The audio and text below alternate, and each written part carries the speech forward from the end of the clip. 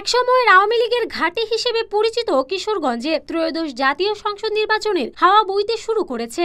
দীর্ঘদিন ভোটাধিকার বঞ্চিত সাধারণ মানুষের মধ্যেও যেন এমন আকাঙ্ক্ষা বিরাজ করছে, আগামী জাতীয় নির্বাচনকে কেন্দ্র করে তারা সহ অন্য রাজনৈতিক দলের সম্ভাব্য প্রার্থীরা এলাকায় গণসংযোগ করে যাচ্ছেন। আওয়ামী লীগ রাজনৈতিক দৃশ্যপটে না থাকায় ত্রয়োদশ জাতীয় সংসদ নির্বাচনে বিএনপি ও জামায়াতের মধ্যেই প্রতিদ্বন্দ্বিতা হবে বলেই আন্দাজ করা যাচ্ছে।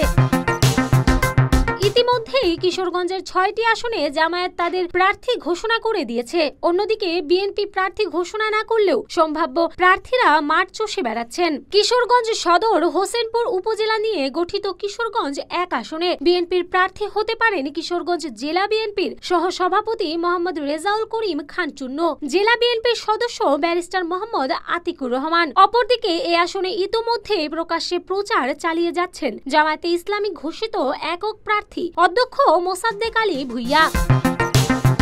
কটিয়াদি পাকুন্দিয়া নিয়ে গঠিত কিশোরগঞ্জ ২ আসন বিএনপির ঘাঁটি হিসাবেই পরিচিত।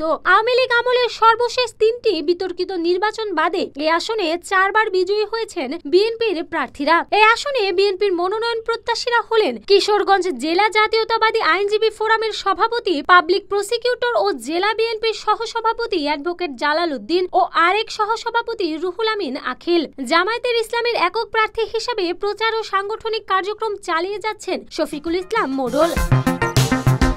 করিমগঞ্জ তাড়াইল নিয়ে কিশোরগঞ্জ ৩ আসন এই আসনে বিএনপি ও জামায়াতে ইসলামীর হেভিওয়েট প্রার্থীরা রয়েছেন। এই আসনে বিএনপির সম্ভাব্য প্রার্থী চেয়ারপারসনের উপদেষ্টা সাবেক শিক্ষামন্ত্রী ডক্টর এম ওসমান ফারুক। জামায়াতে ইসলামী ইতোমধ্যে দলের কেন্দ্রীয় মজলিসে শুরা সদস্য সাবেক রাষ্ট্রপতি আব্দুল হামিদের শ্যালক কর্নেল অবসরপ্রাপ্ত অধ্যাপক ডক্টর জিহাদ খানকে প্রার্থী হিসাবে ঘোষণা দিয়েছে। জিহাদ খান এলাকায় বিনামূল্যে চিকিৎসা সেবার মাধ্যমে গণসংযোগ করছেন, তার পক্ষে সরব দলীয় নেতাকর্মীরাও।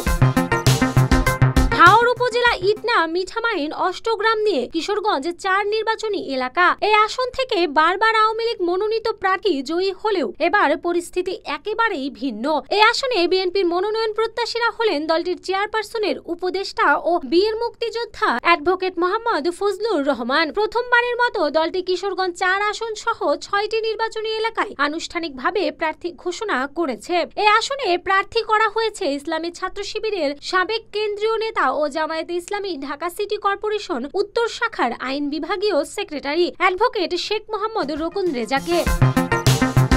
কিশোরগঞ্জ ৫ আসন বাজিতপুর নিকলি উপজেলা নিয়ে গঠিত এই আসনে বিএনপির কেন্দ্রীয় নির্বাহী কমিটির সদস্য ও কিশোরগঞ্জ জেলা বিএনপির সহসভাপতি শেখ মুজিবুর রহমান ইকবাল এবং সাবেক পৌর মেয়র এহসান কুফিয়া গণসংযোগ চালিয়ে যাচ্ছেন। অন্যদিকে কেন্দ্রীয় মজলিসে শুরার সদস্য কিশোরগঞ্জ জেলা জামায়াতের আমির অধ্যাপক রমজান আলীকে প্রার্থী হিসেবে ঘোষণা দিয়েছে জামায়াতে ইসলামী। নৌবন্দর ও রেলওয়ে জংশনের পাশাপাশি কিশোরগঞ্জ ৬ ভৈরব কুলিয়ার আসনের আলোচনার কেন্দ্রবিন্দুতে ছিলেন এই আসনের বরেণ্য রাজনীতিক কিশোরগঞ্জ জেলা বিএনপির সভাপতি ও কেন্দ্রীয় বিএনপির সাংগঠনিক সম্পাদক মোহাম্মদ শরীফুল আলম। বাংলাদেশ জামায়াতে ইসলামী ইতোমধ্যেই ভৈরব উপজেলা জামায়াতের আমির মাওলানা কবির হোসাইনকে তাদের একমাত্র প্রার্থী হিসাবে আনুষ্ঠানিক ঘোষণা দিয়েছে।